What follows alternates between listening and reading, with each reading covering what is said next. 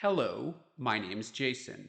I'm not an archaeologist, but I do play one on TV. So come join me as we go into the dust.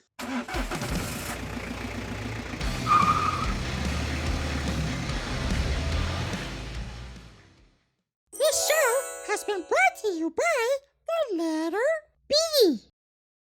Welcome to the second edition of the ABCs of Archaeology, which would bring us to the letter B. Now, B in my world is for bioarchaeology. And I'm going to go here with a pretty broad definition of that, inclusive definition, which is the study of all kinds of organic remains at archaeology sites. So that's primarily concerned with humans, human skeletons, human soft tissue, human hair, and increasingly human DNA. But of course, there's also animal and there's plant. So, in this sort of traditional definition, people usually were only talking about human and pretty much human skeletons because it hasn't been, until maybe the 20th century that we started really finding a lot more than that outside of mummies, and that it was really being studied. Speaking of mummies, thinking about what people valued back in the day, people wanted to find treasure. They wanted to find gold and artwork. Think Indiana Jones. Well, a lot of times those bodies, the biological remains at the site, were unwrapped for public spectacle. They were actually eaten for centuries, ground up, I'm not kidding, and made into powders that were sold all over Europe. And people drank and ate those mummy remains because they believed that it had health qualities. I think it was some mistranslation of something from Persia. But yeah, the point is that was not valued as an archaeological source of information. Okay, so starting off with the main event, human skeletons. Human skeletons can teach us a lot. And, for quite a while, this has been developing into a science. Now, there was a pseudoscience as well, where people were doing phrenology, measuring stuff about the size of skulls and what that said. That went away in the 1800s, maybe some of it in the early 1900s. But there's stuff we can tell about the skeletons. Oftentimes, if we have a reasonably complete skeleton, we can learn about the person's sex. There's certain bones, like the hips, that people look for differences between male and female bodies. Oftentimes, stuff about the skull as well, and that's been understood for quite a while. Now, it's not foolproof, but if you don't have the budget for DNA, it's not a bad test. Uh, they can also tell about the age. That has to do with wear and tear on the teeth, often of animals, humans maybe, but probably more to do with diet on the humans. That has to do with the fusion of bones. So they can tell by looking at skeletons to a fairly precise level at the young age. Is this a prenatal infant, or 0 to 1, or even by months they'll break it down. As you get older, you go into more ranges, like above 45, depending on the site you're on. Teeth are really important. Teeth, you can get isotopic information. We'll talk more about that. We can also see a little bit about aging in teeth, as I mentioned, with animals.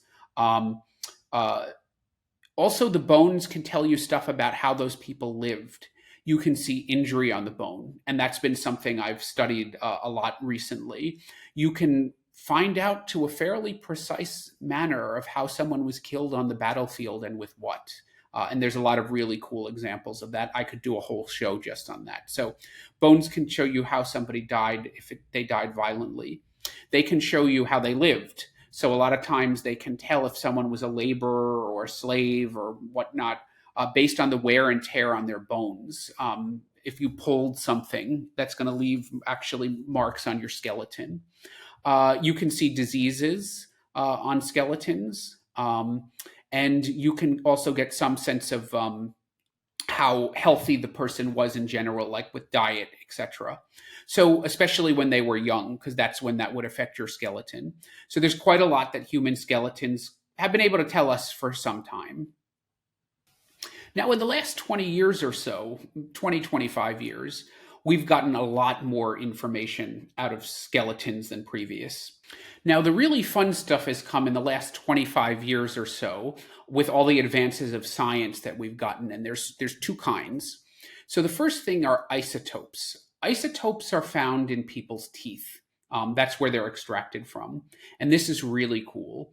So essentially, an isotope leaves a certain imprint on, a signature, let's say, in the mineral that it's in the tooth.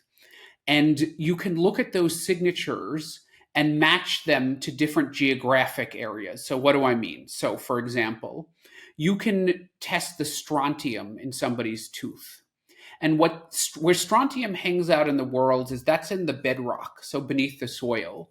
And over time, as the soil is sort of produced and the bedrock is worn down and it mixes into the soil, that strontium gets into the soil. Strontium goes into plants. Strontium is eaten by animals. Ant and plant animals are eaten by human. And you can tell where that person grew up because specific areas will have specific strontium signatures.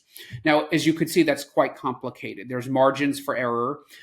You have to build up a profile of strontium in the bedrock and in the soil around different parts of the earth because there's going to be some overlap. You're getting a strontium measure from the person's tooth, but how do you match it to something? You need a good catalog of the different strontium levels around the world. So that's something that's improving all the time. So strontium tells you quite a bit about what someone ate.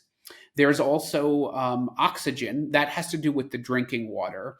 Don't ask me to explain it because I don't really know, but it has to do with the rainfall that leaves different oxygen signatures in the water, and then people drink water, and you can find out where they were when they grew up as their skeleton was developing. Now, there's all kinds of other ones. There's nitrogen. I think they used lead for a little while. Now, there's other ones as well. There's carbon, there's nitrogen, there's sulfur. Those, I believe, mostly tell you about what somebody ate. So there's different levels, for example, if people ate more fish or animal protein. And there's fun stuff that comes out of that. So like one thing that we've seen, and you can see this around the world if you travel, is there are some places that are surrounded by the ocean. They're islands, or they're places with lots of peninsulas and fjords like Scandinavia. There's some places like that you think, these people eat seafood. There are places where people are surrounded by water, but they don't eat anything that comes from it. It's like water everywhere, but where's my fried calamari? And then there's other people who don't live near the water. They live inland, but they're eating a lot of river fish. That could be a whole other study on its own. Why does different cultures choose their diets in a way that doesn't seem to make evolutionary sense? But in any event, so those other isotopes, and I think a lot of that is a little more experimental, or just less used, but that can tell you more about a person's diet. Now, of course, there's the big three-letter word that everybody knows, DNA. DNA. That is extracted out of a bone that's in the ear. For some reason, it's dense with a lot of DNA material. I think it can be gotten in other places, but that's the place that they look for. Now, the technology around this is improving all the time. So more and more, they're beginning to recreate genomes from quite degraded material. They're getting better about that all the time. Now, there's two kinds of DNA analysis that's done having to do with archaeology. One is actually on modern populations. Now, when you look at the genomes of modern populations and get a sense of the different signatures, you can kind of link migrations and evolutions of people. So this is one of the primary ways that people started looking for example, where did the English come from? How much are they from the native Britons versus the people who came into the continent? There's the steppe cultures, which originated often near the Caucasus or near where Ukraine is or further east. They spread out, and people are using DNA to try to map where did they influence. And they often pair that with linguistics, Indo-European languages, and sort of trying to follow them. So you can look at modern DNA in populations. There are models that can get a sense of when there was an intrusion of DNA. So again, I'll just talk about what I know a little bit better. If you look at the British Isles, there was a native population who really weren't native because there were other people there before them, but that's a whole other thing. There was a native Celtic population. I put that in air quotes because Celtic is a very controversial term. Anyway, there was these native Britons. The Romans came in and left some imprint of DNA. The Anglo-Saxon Jutes came in, who left sort of a Germanic imprint. The Norman French came in and they left an imprint. And there are models. There's one called Globetrotter, for example, a tool that allows you to estimate when that intrusion occurred. So that's really cool. But that also has a very speculative element to it as well, because, for example, you have to make certain assumptions. So if you look at the British population, you can say, oh, all these German blood came in. That was after the British blood. So that was the Anglo-Saxons.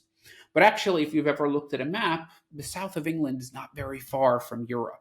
So there were other people coming over too, Belgae, Frisian, and a lot of them have very similar DNA signatures. So these kind of modern population DNA studies can only take you so far. Now, the really cool one that we're beginning to see explode out onto the scene is the ancient DNA, or called aDNA. That is actually extracting DNA from 2, 3, 5, 8,000-year-old bodies you can find as an archaeologist. And they're getting better, as I mentioned, about extracting it even when it's degraded and being able to make, to tell stuff about the people. So of course, you can tell basic stuff like the sex, but you can see different markers in the DNA to sort of find out about their race or ethnicity, which obviously is very helpful for tracking human migration and population evolutions. And that's just, I can't think of all these long gone archaeologists who would have loved to have that tool. But even that we have to think about a little bit. It's not necessarily all it's cracked up to be. First of all, that can be really misused. Can we think of times in history where there were racial purity tests trying to judge people on whether or not they belonged somewhere based on their DNA? So DNA certainly means something, but does it define who you are? Does it define your identity? Does it define your ethnicity? Does it define your race? Those are all nebulous concepts. And they clearly, all of them have some relationship with DNA, but I don't know that that's actually really how we want to define groups of people by their DNA. Now, the other thing about DNA too is some of these markers they look for, again, in different populations, it's not actually that distinct. So there's an arc from, you can say, at least in the Iron Age and the Middle Ages, there was an arc from, let's say, the Netherlands, the northern Netherlands, all the way around northern Germany up to Scandinavia. A lot of that DNA matter and those signatures are very, very similar. So it doesn't necessarily allow you to make all the distinctions you think you can. But this is still relatively new, right? The human genome that was sequenced in my lifetime, I think like 1999 or 2000 or 2001, something like that. So this is sort of the gift that keeps giving, and they can do facial reconstructions based on it. They can tell the person's eye color. There was a big controversy a few years back where one of the oldest, maybe the oldest intact skeleton that's been found in Britain is Cheddar Man. I think he was called that because he was found near the village of Cheddar, like the cheese. And it was a big thing because they found out that he was actually dark-skinned, that his people at that time had not developed yet the gene to lighten the pigment in the skin that most people in the northern hemisphere have. And that created a huge, scandal, I guess, because people were saying, oh, they're trying to say that British people are black or they're African. And that actually shows you why this whole DNA question is kind of fraught. Because what actually defines a person's race? Is it their color? This dude they found had a direct descendant still living very close to where he died. That man was white as the driven snow. It just had to do with a skin pigmentation. So it gets you thinking, what does DNA really mean? What does race really mean? So it's more complicated than it seems. Now, there's soft tissue and hair, and as I mentioned, those are found in very, very specific contexts, usually either very dry, so going back to Egypt, you find those on human bodies because it's preserved in the dry, but it's also preserved in wet, waterlogged environments, and you wouldn't really think that. So in the northern hemisphere, that tends to be bogs, peat bogs, That's, you can find in Scandinavia, the British Isles, Ireland. And then also, more increasingly, we're seeing that in the US in tropical bogs like Florida and the Carolinas. They're finding very well preserved stuff. Now, I don't think there's ever been a bog body found in the Americas, but you find them in Europe. These perfectly, not perfectly, but you can really see these people. And a lot of it is quite gruesome because a long time ago, they ritualistically sacrificed people, and you can threw them in the swamp, and you can sort of see their facial expressions and very clearly how they died. I think that there was, in the Celtic times, there was a three sort of methods. Is well, they used all of them at the same time: slit the throat, bash the head, and strangled. So yeah, you can see that in bioarchaeological remains. You can see even people's hairstyle. I mentioned Time Team. There was one episode of that where they found a very early medieval grave. I think it was in the Isle of Man, and they found the woman's hair braided. Really, really cool stuff. You could see what they looked like. Now, I know in modern bodies, you can tell a lot from hair about diseases and health. I'm not sure if that's all preserved in ancient bodies, because most ancient hair, when it's found, does just kind of fall apart. But that's actually a good question to ask. Although perhaps that information is more easily gettable from bones and DNA, but food for thought. Now, let's not forget our animals, because animals are people too. And most people are like, well, why do you care about animals? What does that matter? Animals can tell you so much about people, because remember, we're archaeologists, we're studying the human past, not animals like as, biologists, right? We're not going to the Museum of Natural History, we're still in the Archaeological Museum. So, what can we learn about animals? We can learn about farming practices and the economy. We can learn about health, because it's not like all animals are pets or burdens of beasts. Some of them are parasites, like rats. You can learn a lot about rats, from rats rather, because rats like to collect things and then store it, and you can find out about that. But anyway, you can learn about what people ate.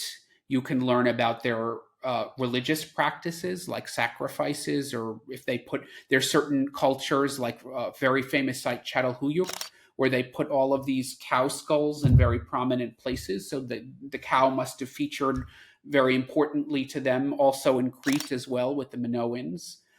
You can learn about how people got around. You could learn about warfare, right?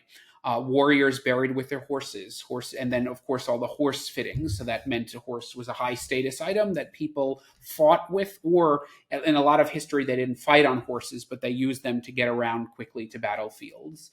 You can learn about their domestic life, because people kept pets very early on. You can even see that in ancient Egypt, thousands and thousands of years ago. You can find out about migration, because if people were herders, they brought their animals with them, and you can find out about how those animals evolved and figure out where the people came from as well. You can also do the isotope thing with animals, so you can find if the animals were brought from afar. Think about the different implications of that. If you find a burial ground and you find the animals and the people originated from different places, how did that happen? Maybe it meant there was some trade in cattle. That tells you then about the economy. So animals are a wealth of information about all aspects of human life. And then there's, of course, archaeobotany, because let's not forget about our plant friends. Now, archaeobotany can tell you, of course, a lot about people, what they ate, other uses they may have had for plants. Again, thinking of ancient Egypt, they found recipes for perfumes, and not a written recipe, although I think they have found that. They've been able to test residues and find out what was in the perfume. That was either in Egypt, it could have been in Greece also.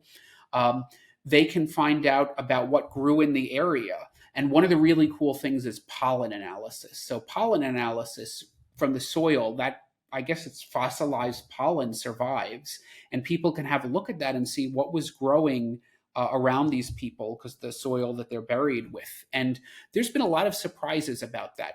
So, for example, again, I'll talk about England because that's what I know. there's this sort of belief. You watch Robin Hood and they're in Sherwood Forest. So right up through the Middle Ages, the whole island was forested. That's actually not true. There were times over the deep history, prehistory, like Bronze Age, Iron Age, that there were fluctuations in forest amount of forest coverage based on how people grazed their animals, how they farmed. And there's been so many findings from this. They used to grow grapes in Scotland for the cultivation of wine, obviously showing that it was much warmer there then. They found, as I said, places that they thought were forested were actually cleared for crops. They found places that they thought this was a prosperous trading town. They actually found that it was probably overgrown and abandoned at that time because of what was growing around it. So archaeobotany can tell us a lot. Now, remember though, people often, when they say bioarchaeology, are not using this inclusive definition that I am. They often usually just mean people. The study of animals in archaeology is zooarchaeology, and the study of plants is archaeobotany, but you can include them all within bioarchaeology, so that's what I've done. B is for bioarchaeology. Archaeology porn. Okay, so as promised, today we're going to take a revealing look at Nefertiti's bust. Is this some kind of bust? Well, it's very impressive, yes, but we need to ask you a few questions. Well, I hate to break it to you, but we can only see her from here up, so you don't even really see her bust. Let's just call it the bust of Nefertiti. Now, this is probably one of the most iconic faces in human history, and certainly one of the most recognizable from antiquity. And fun fact, this is literally the only piece of jewelry that my mom wears is a pendant with the bust of Nefertiti on it. So I've been looking at this thing since I was a baby. She still wears it every day to this day. So who was Nefertiti? Nefertiti was a wife of Pharaoh Akhenaten, a somewhat controversial and infamous pharaoh of the 18th dynasty of ancient Egypt, ruling for 17 years from approximately 1350 BC. Now, what Akhenaten is known for is changing the whole state religion of Egypt and making it a monotheistic system. So he abandoned the gods that we all know, like Isis, Osiris, Horus, and made one god, and that god happened to be all about him. Like we saw centuries later, he was the living embodiment of God, just like King Louis XIV was the Sun King. So let's try to imagine what this would be like. It actually would kind of been like the French Revolution some thousands of years later. With a wave of his hand and some hieroglyphics, he turned the world upside down. So he abandoned the whole pantheon of gods that Egypt had worshipped for so long and replaced them with the sun god. Now, this usually in iconography looked like sort of a disc flying around, or even a set of hands that ended in sort of light beams. And he placed himself sort of as the representative of that god on earth. So this god was called Aten, and therefore Akhenaten changed his pharaohic name. It had been Amenhotep IV, a relatively common name as pharaohic names go, to Akhenaten, which translates to something like Aten is satisfied, or the spirit of Aten. And this became very disorienting because he also moved the whole capital. I think it had been at Thebes, and he moved it to a place called Akhetaten or Amarna, basically named after him. So in tangent with this, there was a huge propaganda effort, and his image and that of his wife was put up everywhere. Now, after he died, his son, the very famous Tutankhamun, became pharaoh. And as we know, his reign didn't last very long. And after that, all memory of Akhenaten was erased because people were so traumatized and outraged by how he had upheaved the whole system. So it's very hard to find images or information about him. His city was abandoned and he was largely forgotten. All the monuments were destroyed. And later records just refer to him as an enemy or a criminal. And it wasn't until the 19th century that he was really rediscovered, when Flinders Petrie, a famous British archaeologist, led an expedition to Egypt. And a lot of the finds from these expeditions were put in the Flinders Petrie Museum, which is actually on the campus of UCL, my university. And he rediscovered Amarna, that ancient capital founded by Akhenaten. Anyway, it was from that propaganda effort that I mentioned that made Nefertiti's face so famous. She was a member of the royal family, so her image was plastered everywhere to the people of Egypt.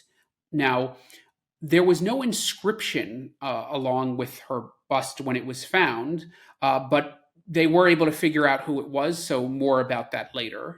And for such a famous woman, not much is known about Nefertiti. She was one of the wives of Akhenaten, mother to 6 of his daughters, but actually not Tutankhamun. We don't know who Tutankhamun's mother was. We don't know if Nefertiti was a foreign princess. We don't know if she was just another Egyptian noble. We don't know if she was a member of the royal family because, those Egyptians usually like to keep marriage in the family. Why roam when you can get it at home? But anyway, for such a famous woman, very little is actually known about her. Did she co-rule with him? Was she just a figurehead? Was she important in the religious worship? We don't know. And we're not really sure why this information didn't survive, other than, history is written by the winners. We're going to win so much, you may even get tired of winning. And you'll say, please, please, it's too much winning. We can't take it anymore. And Akhenaten was definitely not a winner. And we don't even really know if Nefertiti died before him or after. So we don't know if she was in a position to salvage any of the memory. So the bust was rediscovered in 1912 in the ruins of the house or workshop of a man called Thutmose, who was the court sculptor for the Egyptian royals. Now, that was at Amarna, in the ruins of Amarna. This is important because under Tutankhamun, Akhenaten's famous son, a lot of the old practices were brought back because he realized how unpopular some of his father's decisions were. So, of course, the sculptor Thutmose is going to go with Tutankhamun back to Thebes, the new old capital. And why would he keep a bust of the old queen, the pharaohess? Now all the imagery is going to have to change. The religion is reverting back to the old one, at least in some small ways. So what does he need this bust for? And he apparently just left it in his workshop. Now, what was the purpose of this bust? Well, he actually used it as a studio model because he was making images of the pharaoh and the pharaohess, the queen Nefertiti, all the time. So he needed something to copy. Furthermore, in ancient Egypt, there were actually very, very strict rules about how you could depict a pharaoh, which is why so many of the depictions of pharaohs and gods are so formulaic and very highly stylized. So this thing really would have been useless with the new king, and after that, certainly the new dynasty. And, he could actually lose his head for making a mistake. So Thutmose definitely wouldn't want this thing anywhere near him when it was no longer in use. As to what the bust actually looks like, it's approximately 48 centimeters tall or 19 inches with the hat, so it's basically life-size. It's limestone covered in plastic and colored with completely vibrant and lifelike colors. It's in a remarkable state of preservation for something nearly 3,500 years old, with just a little damage to the ears and to the head, to the hat, because there normally should be a cobra descending down atop the queen's forehead. Otherwise, the right eye has a black-colored wax pupil and a crystal lens for the iris. The left eye is left white, but we're not sure if that's a result of damage or if it was always like that. And her eyes are lined with an Egyptian cosmetic called kohl, K-O-H-L. So she has eyeliner on. She is, of course, wearing that iconic blue hat and the thick necklace, which is how she was always depicted. And the whole thing weighed about 44 pounds or 20 kilos. What makes the bust so unusual and enigmatic is how lifelike it is. Usually at this time, pharaohs and gods were depicted in a highly stylized and almost cartoonish manner. You have very, very simple forms and lines, sometimes exaggerated features like a belly, and you'll see this on Akhenaten. But this looks like a real woman, a beautiful woman. Moreover, she's beautiful in a way that's universal. I remember reading a book about certain principles and properties, physical properties, that are almost universally among societies and in history considered beautiful. One of them is symmetry, and of course, her face is perfectly symmetric. One of them is spacing of the eyes, and her eyes are not too close together, not too far apart. Her lips are a little bit protruding, not too thin, not too plump. 10 out of 10 for kissability. She reminded me of my mother, all right, no doubt about it. Her nose and ears are delicate and feminine, and those high cheekbones could give Kate Moss a run for her money. But seriously, it's pretty fitting that her name means a beautiful woman has arrived, and I'm pretty sure that's what the person who took that bust out of the ground after all those years thought too. But once again, the bust is so lifelike. Tutmos actually put some faint signs of aging on the bust, some very fine wrinkles at the corner of the eyes and the mouth, and that's another sign of just how realistic this thing is. There's no hair in evidence, but it was believed at this time that members of the court shaved their heads so they could put fancy wigs on them, and you can see some of those in museums.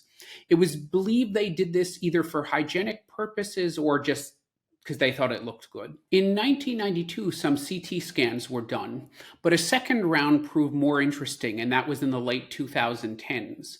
And what that showed was that the plaster underneath the plaster, which was actually a cast from real life, differed from what you could see. The outer layer is a little bit prettied up. Now, what is the difference? First, underneath, you see a little bit more pronounced wrinkles. The depth of the eyes is not as much, and a slightly aquiline nose.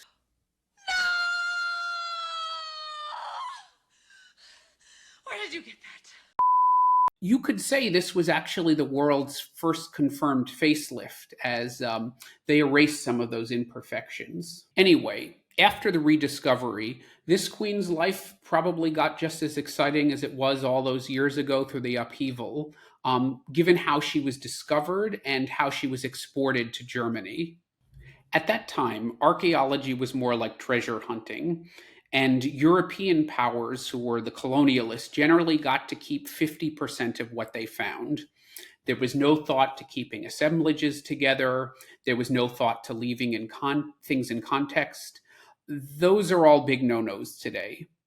Now, Egypt at that time in the 1910s was in a very weakened state.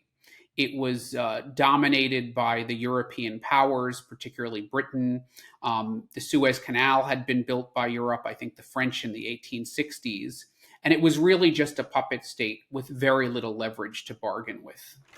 The lead excavator in this case was a man named Ludwig Burckhardt. I hope I'm pronouncing that correctly.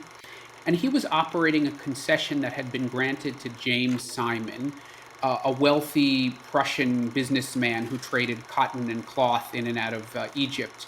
He was actually the founder of the German Oriental Society, so he was an enthusiast for this kind of thing.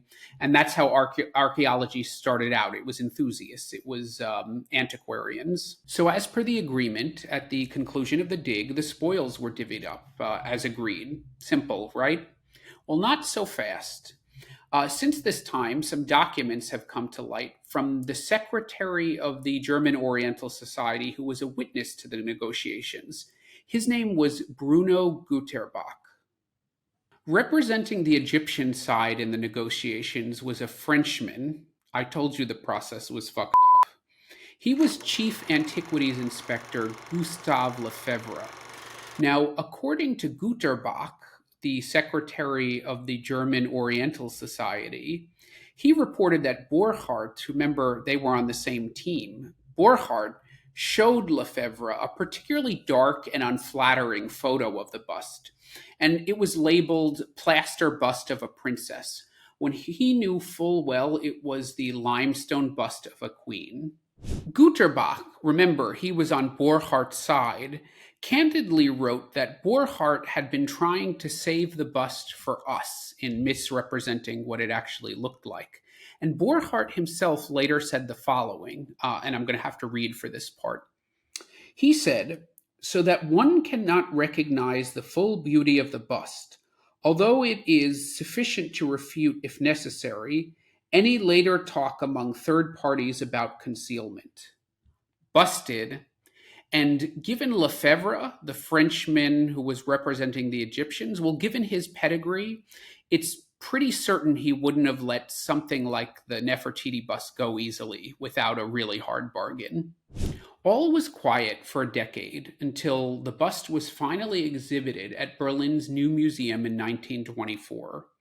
Before that, the only copy had gone to Kaiser Wilhelm, a great patron of the Oriental Society. So was it Borchardt's guilty conscience, or was he afraid of getting caught? And as soon as it was exhibited, people wondered why on earth the Egyptians would have let such a masterpiece go without a fight. Why would they have let it go at all? And suspicions were raised. And pretty soon, Pierre Lecow, who was the head of the Egyptian Antiquities Service, got on it probably wasn't a plane at that time, probably got on a boat and made his way to Berlin to see it for himself. The rest of the 1920s and 30s saw a lot of back and forth and haggling to see if Egypt could get the bust back. And Simon, actually, he was a pretty stand-up guy. Remember, he was the one who founded the Oriental Society and funded the expedition. He was in favor of returning it to Egypt.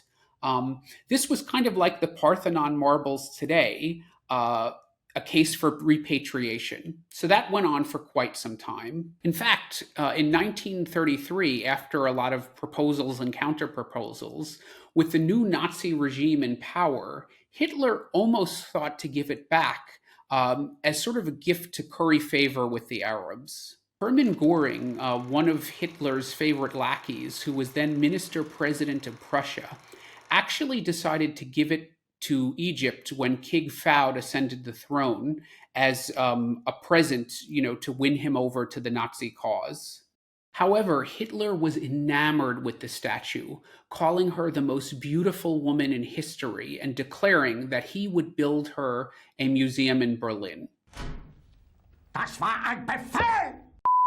At that time, Joseph Goebbels, all-around piece of shit and another of Hitler's favorite lackeys, tried to convince Hitler to gift it to Egypt, again, as a political tool so that they could win over the Egyptian government to the Nazis. Now, that was 1934. Nothing came of it. And by 1939, Hitler was closing down all the museums as World War II was breaking out. And the bust was moved way, way underground for safekeeping in a salt mine in Thuringia, which is in the center of Germany. Given the destruction and looting of museums that occurred at the end of the Second World War with the fall of Germany, this is probably one of the only things we have to thank the Fuhrer for. Because that bust was actually kept safe and sound. It fell into the hands of the Americans, who eventually in 1946, the year after the war ended, exhibited the bust publicly in a place called Wiesbaden. Almost immediately, Egypt demanded the bust's return, and the Americans, not wanting to get involved in another dispute now that the Cold War had broken out, referred the Egyptians to the new government of West Germany.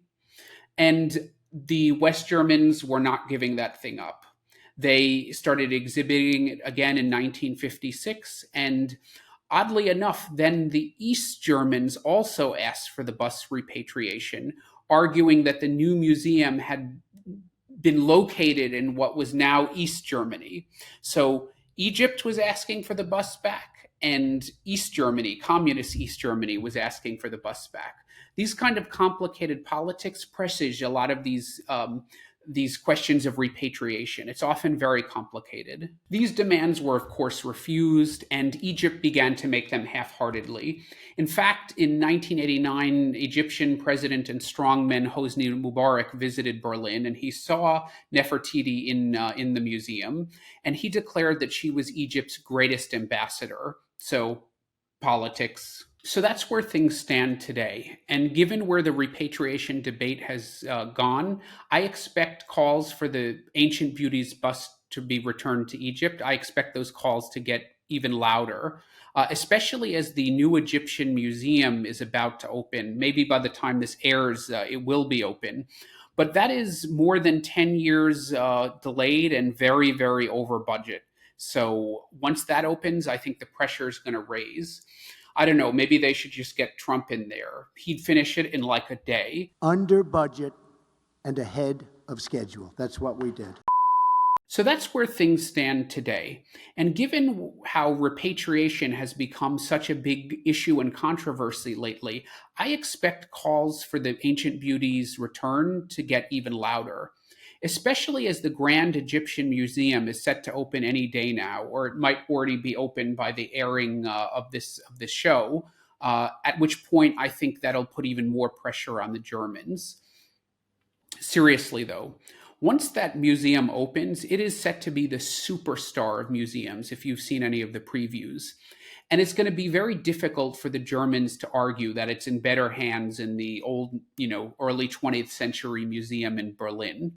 If you ever went to the old Egyptian museum in Tahrir Square, that thing is like a museum of museums. It's sort of the bad old version of museums with lots of things in glass cases.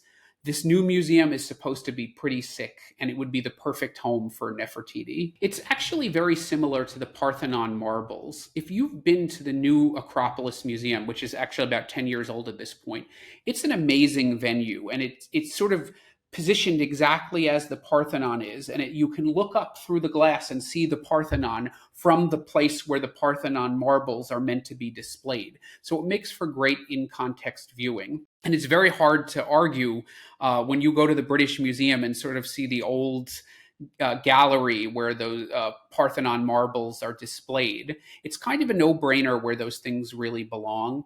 And I see this as pretty similar. But anyway, that's another topic, another controversy. However, all that said, I would totally recommend you go to Berlin to see the Nefertiti bust in the new museum. That's located on Museum Island in Berlin, which is full of awesome institutions like the Pergamon, which is full of other stuff that was looted, rescued from the Middle East, including some of the great treasures of Babylon. The bust is beautifully lit, displayed in the center of a small room, and trust me, you really can't understand what is so special about this lady's face until you go there and see it for yourself. In that way, it reminds me a little bit of the Mona Lisa. Now, I know everyone says, oh, it's so small. I mean, I don't know what they're expecting. It's a portrait. And to be fair, that room is usually so crowded. But I used to live right across the street from the Louvre and had a membership, so I was able to get in early ahead of any line. And trust me, if it's just you and the Mona Lisa in that room alone, it is pretty freaking special. And I've seen the Nefertiti bust twice, and that's pretty much been the situation. I was alone with her. Nothing happened, though. And anyway, if it did, I don't kiss and tell. But yeah, it was pretty magical to see that face. And when you see it that way, trust me, you'll understand what's so captivating about that lady and her strange, wise, but knowing smile. And it's exactly the same thing with Nefertiti. You have to go see it for yourself. And afterwards, you can grab yourself a kebab or a wurst. Both are easily available anywhere in Berlin or most of Germany for that matter. Well, anyway, that is another episode of Archaeology Porn. And I think I'm going to go outside and grab a cigarette later. Broadcasting live from somewhere underneath the ground. Archaeology News. The news you can trust. Hey everyone, welcome to Archaeology News edition number 1. And as this is the very first show, I don't want to jump right into current events. I want to actually have a look back at 2023, the year, and pick out a few stories that I find really cool. Partially because they incorporate a lot of other stuff related to archaeology, like public policy, the advances in sciences, and partially just because it's stuff that I'm interested in. And it is my show, so tough. No, I'm just kidding. If you actually do have story ideas and there are things you want to hear about, send them across and you may see them on the air. The first story involves something we all like to hear about, a treasure ship.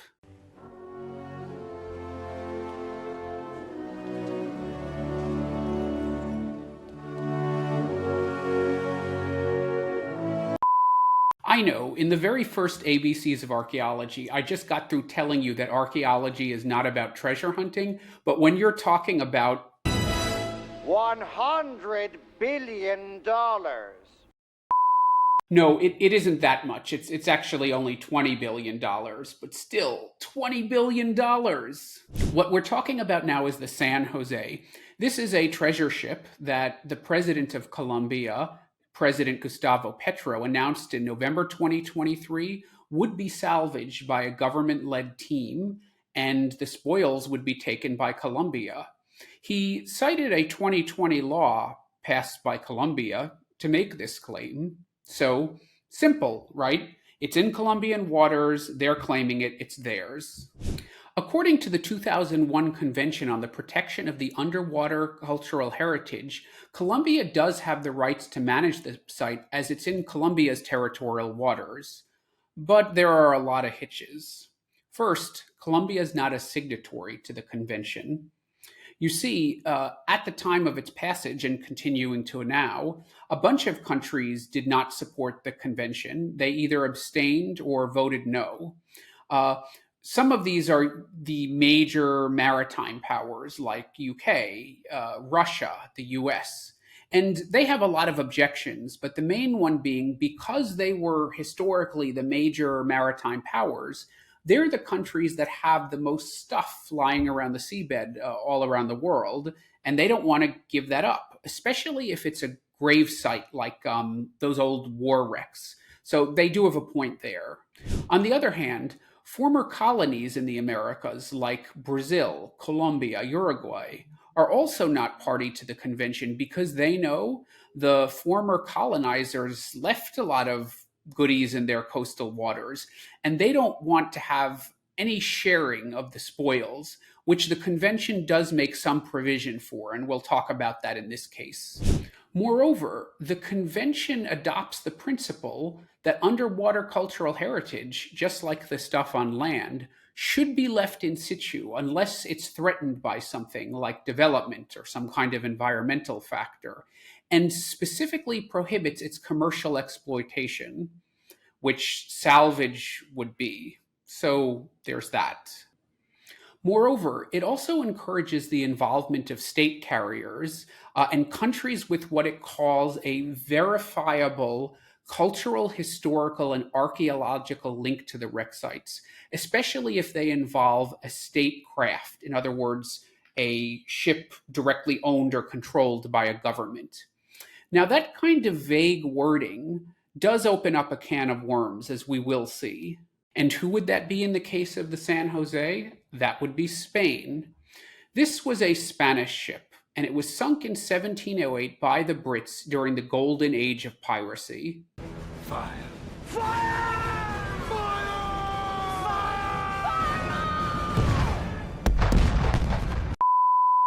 Now, I don't know if the San José was technically a statecraft, if the government actually owned it directly.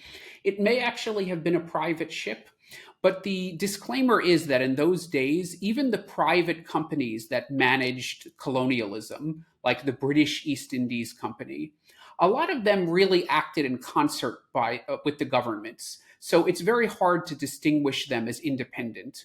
Kind of like the US Postal Service, which has some special designation like independent corporation, but it's basically part of the US government.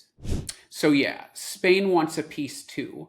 And Spain actually is a signatory to the convention, which is pretty enlightened as it was once the world's greatest maritime power and does have a lot of stuff all over the place. So that actually gives it some rights here. And to complicate matters further, since the 2001 convention was passed, UNESCO has on many occasions affirmed the rights of indigenous people, and that's a good thing.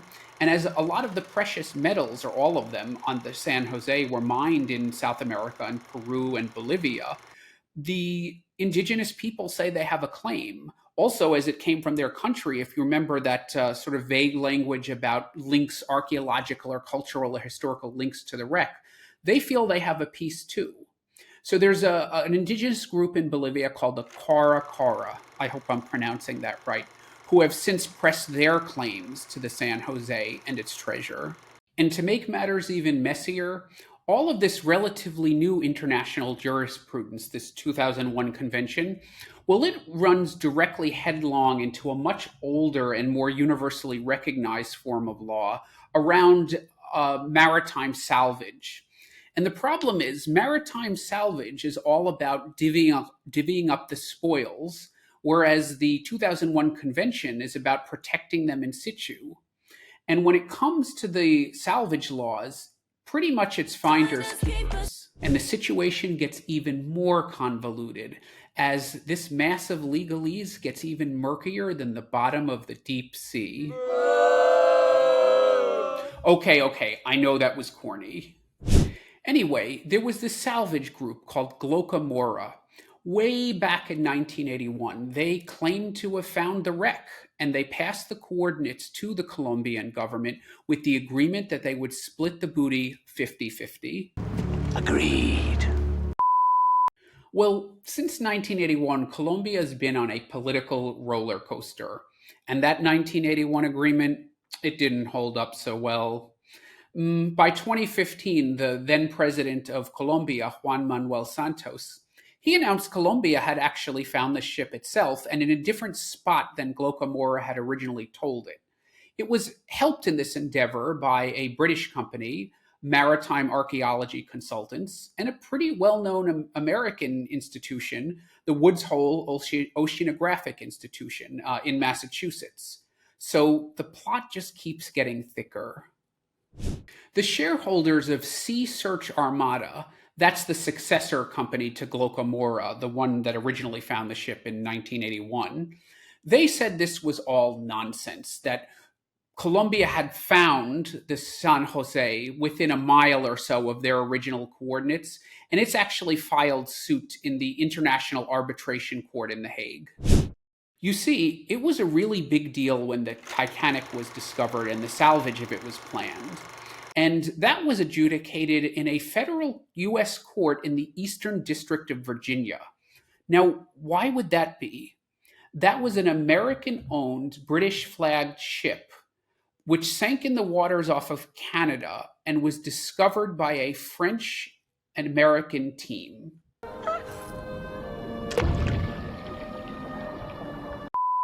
No, not that. This is a different court case that I'm talking about.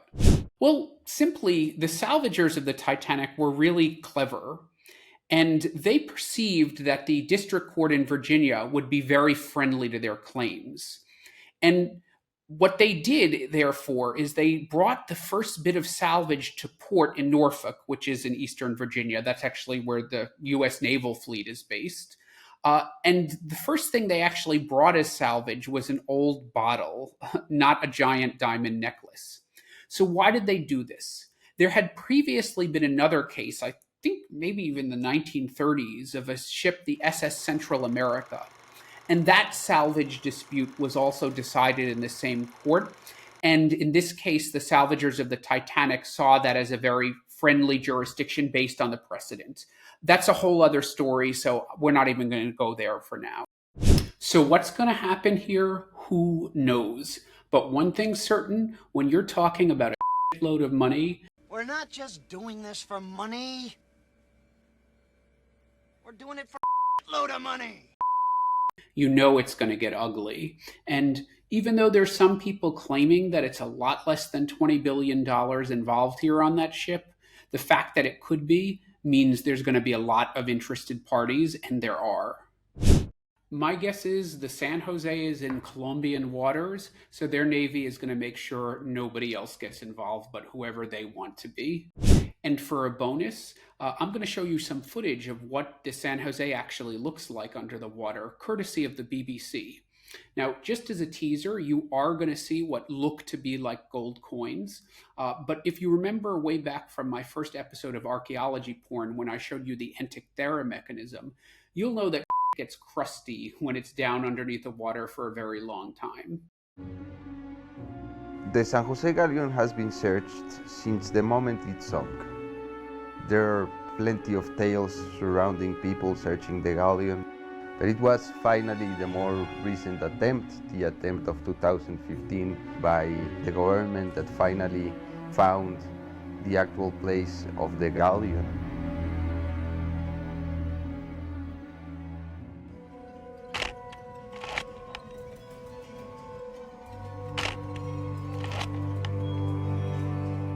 The San Jose traveled from Spain to the northern part of the South American continent. It was ambushed by the British in command of Captain Wagner. In the context of the Spanish Succession War, the king died with no successor, and there was this conflict between Britain, Austria, against mainly France and Spain, over whom should succeed him. They opened fire against the San Jose and against the San Joaquin, its sister ship. Then it sunk, taking to the depths hundreds of lives and all its cargo.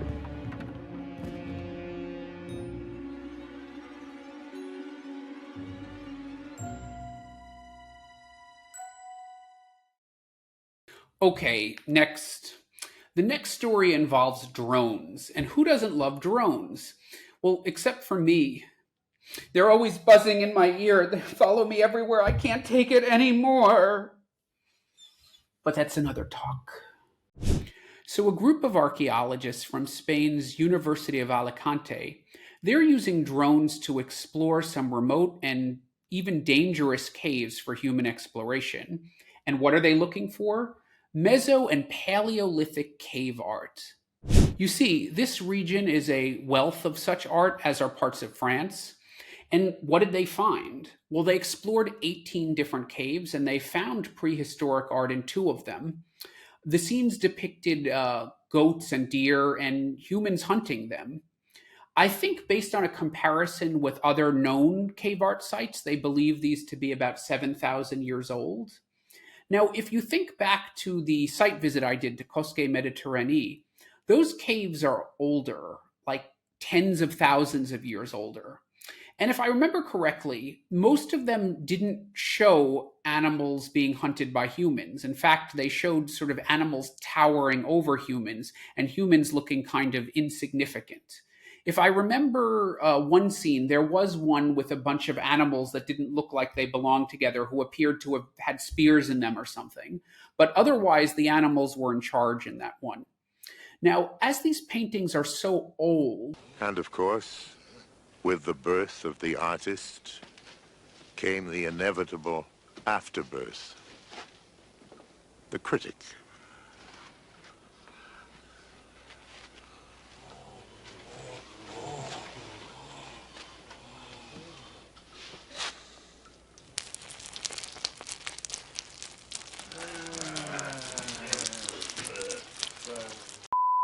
Things in that time happened really slowly change, but you do see an evolution from people being portrayed as insignificant next to animals to people dominating, hunting, and towering over animals. It might represent an evolution of thinking, which would make sense because over those 20,000 years or so, humans would have become smarter. They would have become better at technology and better able to manage their environment. So we might be able to infer some social change from these paintings. And actually, this is part of a trend of drones taking on dangerous archaeological work. In 2015, drones actually helped explore and survey the site of Palmyra. Now, that project was led by a group of archaeologists actually helped out by the Russian military.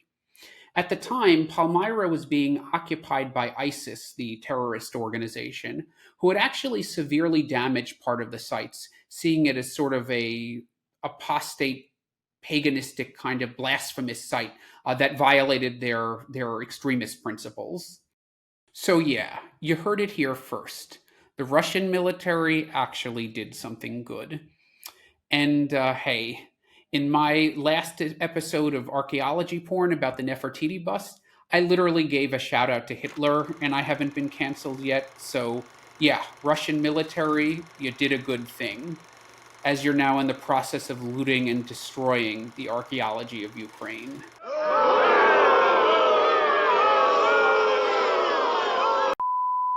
Okay, anyway, back to Spain.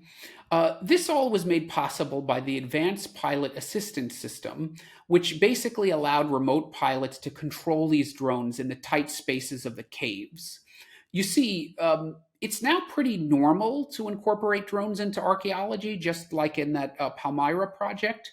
The difference is those are to do things like surveying, like LiDAR imaging, etc., where the drone operates in a wide open space without a lot of obstruction. So those can even be autonomous drones or just like kind of first generation lower tech drones, which don't require as precise control. And think for a second back to the piece I did on Cosquer Mediterranean. If you'll recall, a few divers died exploring that cave. And now, as underwater drones are becoming more and more sophisticated and are very often used to probe those dangerous shipwrecks deep under the sea, it's probably not too long before they're going to be used by underwater archaeologists to do all kinds of stuff and maneuver in those tight spaces. So stay tuned for that. So there you have it, drones. Frontline soldiers in tomorrow's archaeological army. And if you want to read a little bit more about this, you can head over to my blog at intothedustarchaeology.com and check out this story. And finally, we're going to finish up with a paleoarchaeological story. No, that's not a new fad diet. That's the archaeology of really old stuff. And this one comes from Zambia, where an international team of archaeologists discovered the world's first known carpenters, who predate another very famous carpenter, probably the earliest one you've heard of, by about 474,000 years. Yup, you heard that right. These wooden objects are nearly 500,000 years old. That's so old that they couldn't even been made by humans, Homo sapiens, as they didn't appear until about 300,000 years ago. So these things were actually created by some of our ancient hominid ancestors. The team researching the site was an international team representing a bunch of British academic institutions, no UCL though, as well as some from Portugal and Belgium. Also involved were the British Museum, about a block from where I am now, and the National Museums Board of Zambia. The site, called Kalambo Falls, has actually been investigated since the 1950s, when the first bits of really old wood were found there. There was another excavation in 2006, and in 2019, researchers arrived, only to find the area they wanted to dig in flooded and the entire river changed course. So there goes that. Oh, but hey, that's just archaeology, and those are the kinds of things that happen. We roll with it. And yeah, you also heard that right. This actually went down 4 years ago, but it's very normal in archaeology for publication to be delayed. First of all, in a lot of cases, archaeologists don't want people to know where stuff is because they want to protect the site. If something is in a really remote location, there's not going to be a lot of security around there. Secondly, archaeologists are often overworked and underpaid, so publishing stuff gets delayed and deprioritized. And also, that was kind of right before COVID. So stuff must have hit the fan. And anyway, the stuff was published just in 2023, even though it was found in 2019. And again, that's totally normal. You'll often see stuff that's delayed by decades because it takes so long to analyze and sift through everything. So yeah, they needed a plan B. And plan B involved going upriver about 770 feet, rappelling down a 30-foot cliff onto a narrow bit of beach where they did some first exploration. And that's where they found the first old wooden object of the expedition, which they interpreted as a digging stick. And this was a young one, just 390,000 years old, that's all. And they would go on to find a bunch of other stuff, such as woodworking tools like a wedge. They found sort of a branch with a split in it and a notch, which they interpreted as part of a trap, perhaps, and a long sort of log that was worked on both ends. Based on these finds, it's speculated that this might be like a woodworking area, and that might be some kind of a workbench. Now, we'll probably never know, but that's a pretty good guess based on these pictures. But how do we know conclusively how old this stuff is? The technique for the wood you probably have already heard of. That's radiocarbon dating. And most people sort of take that for granted as old hat, but it's actually a lot more complicated than you think, kind of an art and a science. But I'll save the details of that for another ABCs of archaeology. The really cool part was how they actually dated the sand. Now, this gets interesting and gets into a little bit more archaeology. But the next tool they used is super cool because there's actually all these super advanced ways of dating inorganic materials. And in this case, it was sand. So let me explain how this worked. Essentially, they used a process called post-infrared stimulated luminescence. And that's really too complicated to explain. I think I only understand the very basics. But my understanding is it's sort of a next generation version of something called thermoluminescence, which is actually used to date stuff like pottery and baked clay. So what they did was applied this technique to the sand around where the wooden objects were sort of situated underneath the ground. And that in archaeology is a really key term called context. And once again, this is kind of guesswork, but I believe how this works based on my knowledge of thermoluminescence is what they're exactly measuring is sort of like when the sunlight and heat last hit those grains of sand. And they do that by estimating the radioactive decay. So what it's saying was, when did the sunlight last hit this? When was it last heated? Which sort of says when those wooden objects were buried. And that should be the information that it's giving them. Now, this technique is not super accurate, but when you're talking about 500,000 years, give or take a few millennia is not really a big deal. So in this case, that thermoluminescence technique, the post-infrared stimulated luminescence, that yielded a 476,000-year-old date. Okay, so that's the news. And between what we talked about today involving scaling cliffs in the jungle, treasure ships, and drone armies, I'm probably doing more than anything to convince you that archaeology is just like Indiana Jones. Exactly not what I wanted to do. Anyway, I hope you enjoyed the archaeology news. That's a wrap on 2023. Hey, if you like what you heard, give me that thumbs up below, hit that bell to subscribe, or if you want to support more independent archaeology content, consider contributing to my Patreon, where you can enjoy some exclusive members-only benefits and other goodies. Until the next dig.